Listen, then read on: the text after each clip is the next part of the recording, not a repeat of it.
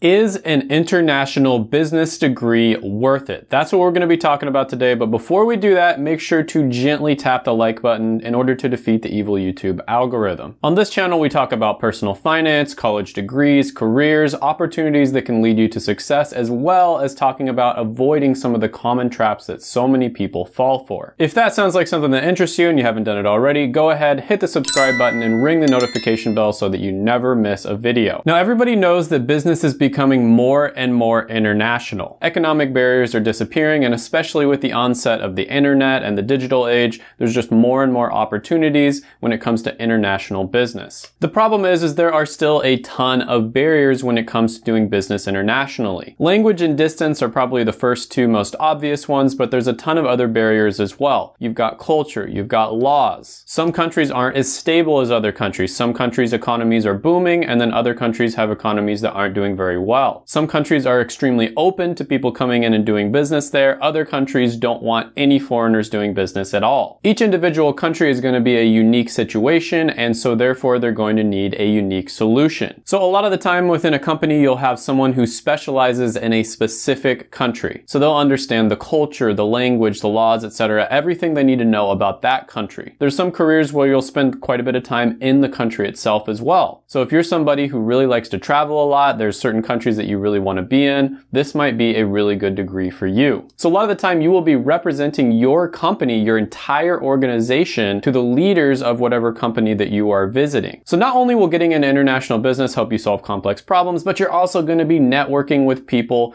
who are owners of other businesses. This will help you to make a lasting impression as well as advancing yourself professionally. And in our growing economy, more and more companies are moving towards having an international office where they have people that can interact with just about any nation, any culture around the world.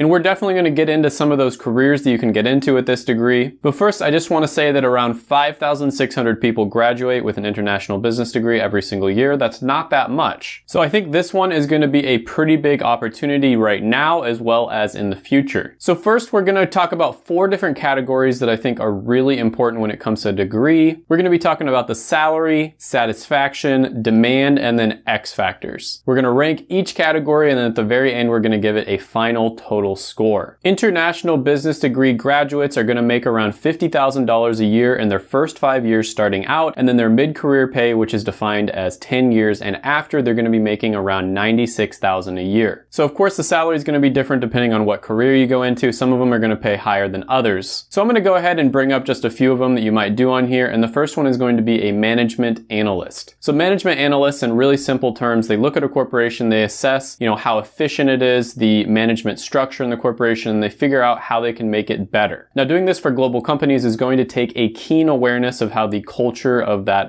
particular country and that particular company works. And this is one of those business roles that international business degree graduates end up finding themselves in. And it makes a lot of sense because they're used to finding ways to improve an organization's efficiency. And that's especially going to be true when it comes to an international organization where you're going to have people working for you in different countries. Now, management analysts are also referred to as management consultants sometimes, and they're going to analyze different things like finances, revenue, and different types of data that they can use to improve the workflow of whatever business they're working on. So in some cases, you might be a consultant for a company that works with other companies. And so whenever a company reaches out to your company, and let's say they have an issue with a company in Mexico, for instance, maybe you are the consultant for Mexican business, and you can tell them everything they need to know about that. You work with them for a few weeks, maybe a month, and then you're going to move on to working with another company. Now they're going to make around $85,000 a year. There's 876,000 jobs available, and it's growing at 11%, which is much faster than average. Next on the list is going to be marketing managers. Now, marketing managers are, of course, going to be in charge of a company's marketing. And this is another one that really makes sense with an international business degree, because the way you market to one country is going to be completely different than the way you market to another. You're going to have to analyze that country's needs. You're going to have to understand understand the cultural sensitivity, and you're basically just going to have to understand the nuance of that culture. On top of that, you're going to have to figure out different pricing strategies for different countries. Here in the US, we live in what's known as a consumer culture where people pretty much spend money relatively freely, whereas in a lot of countries, they only spend money on things that they consider to be needs. They very rarely will spend money on entertainment. So you're going to have to be aware of this. You're going to have to figure out how to price your products in such a way where they're willing to buy them. In some cases, you'll be assessing the need for a new product or service. Is this market ready for that? Is this country, a country that might be interested in the product that you're offering? You're also just going to have to be aware of global marketing trends in general. So a marketing manager is going to make around $135,000 a year. There's 314,000 jobs available, and it's growing at 6%, which is much faster than average. Next on the list for potential careers that you could work in would be financial analysts. So global financial analysts in general are going to work at the rewards and the risks for doing business in certain parts of the world. This is going to be in the context of the social, economic, and political differences in those countries. A lot of the time, financial analysts are going to be focusing on patterns that they're recognizing in different industries and different countries,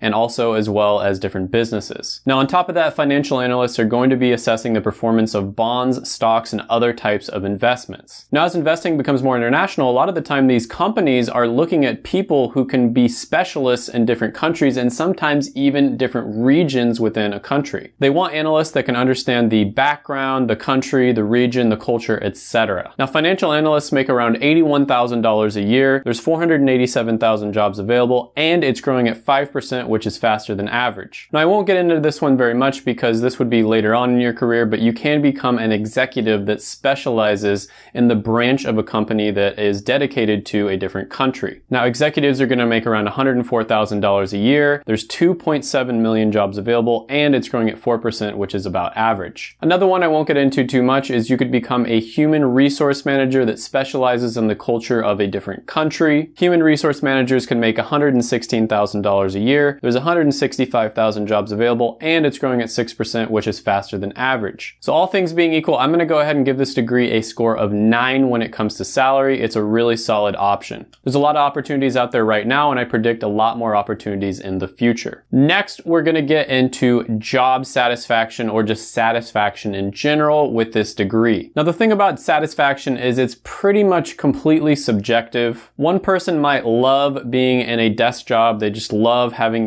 being in an air-conditioned place where they're just working on their computer all day long, and that might be the literal definition of hell for another person. They want to be outside, camping, being active. But you can say overall that there are some things that significantly contribute to job satisfaction. One of those things, in my opinion, is going to be a sense of meaning. And by that, I mean how much is the job that you're doing positively impacting the rest of the world. Now, according to PayScale, the meaning of these different careers can go as low as about 39% and as high as 74%. Overall, business degrees in general do tend to have lower meaning scores. So I would say this is about average for a business degree, but overall, I'd say it's a little bit lower than average. However, if you look at those same careers on the satisfaction side of things, over 70% of them tend to say that they're highly satisfied with their job. So it might not be a job that brings them a lot of meaning. However, overall, they're pretty satisfied with it. And again, this can be completely subjective. If you go into this degree and then you're somebody who doesn't want to travel, and then all of a sudden they say, hey, you're going to be traveling like half the days out of the year, then of course you're going to be miserable. If you go into it and you know exactly what you're getting yourself into, you've talked to people who are in these different careers, and you make a really good plan for yourself, then this could be a 10 out of 10. But overall, business degrees in general have a slightly lower job satisfaction than a lot of the other careers out there, especially health careers, for instance.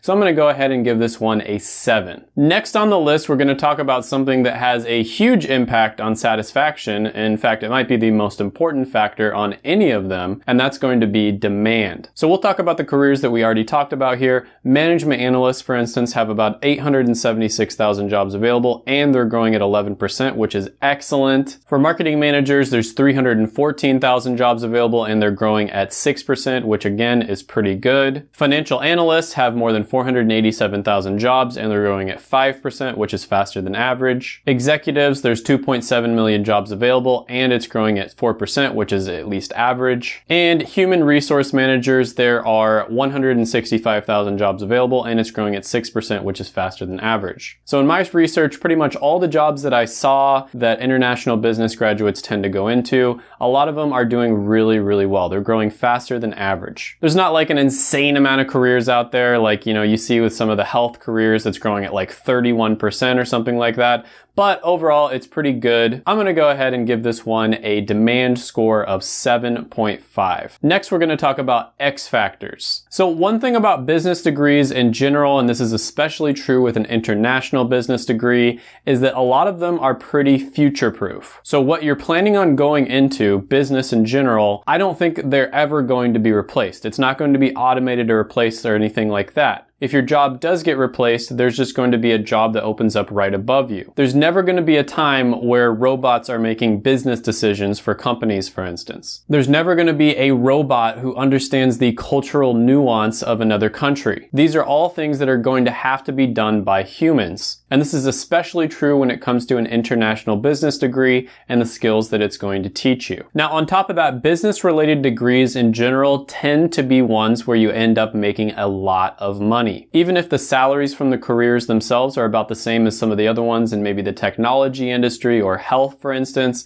business degrees tend to make more money. And there's a few reasons for that. One, I think business degrees and the skills you learn from just about any business degree are applicable to real life. You're going to learn how to budget, save, finance, etc. These are all things that a lot of people don't learn until they're in their 30s, sometimes their 40s. If you can learn this at a young age, in your 20s or even your teens sometimes, you're just going to have a huge advantage. I did the video on the careers that create the most millionaires, and business degrees were basically all over that video. I think they were either 6 or 7 out of the top 10 degrees. And there's a reason for that. Not only are you going into careers where you're making really good money, but you're also probably saving and investing at a younger age. Now, on top of that, a lot of the time, business degrees are going to go get some experience in whatever industry they're in, and they're eventually going to recognize an opportunity for them to start their own business. And that's where the magic really happens. If you're able to identify a unique opportunity within your industry that you are uniquely positioned in order to take advantage of, good things are probably going to happen there. So yeah, I think this one's good right now. I think it might be even better in the future.